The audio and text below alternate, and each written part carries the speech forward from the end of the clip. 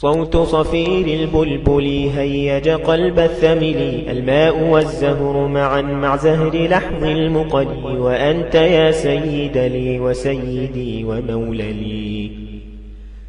فكم تيمني غزيل عقيقلي، قطفته من وجنة من لدب ورد الخجل، فقلت وطي فجاء الصوت من علي، وقال لا لا لا لا, لا وقد غدا مهرملي.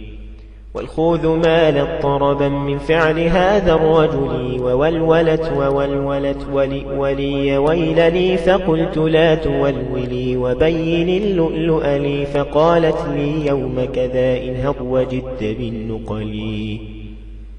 وفتية سقوا لي قهوة كالعسل، شممتها بأنفي أزكى من القرنفل، في وسط بستان الحلي بالزهر والسرور لي. والسقف سق لي، والرقص قد طاب إلي، والعود دندن لي، والطيب طب لي،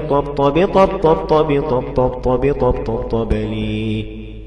شوى وشاهشوا على ورقص فرجلي، وغرد القمر يصيح مللا في مللي.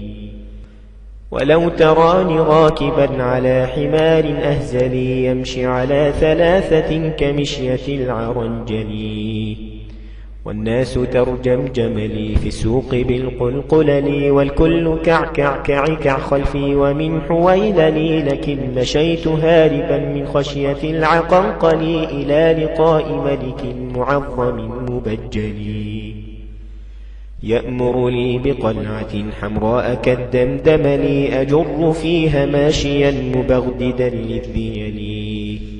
أنا الأديب الألمعي من حي أرض الموصل، نظمت قطعا زخرفت يعجز عنها الأذبل، أقول في مطلعها صوت صفير البلبل.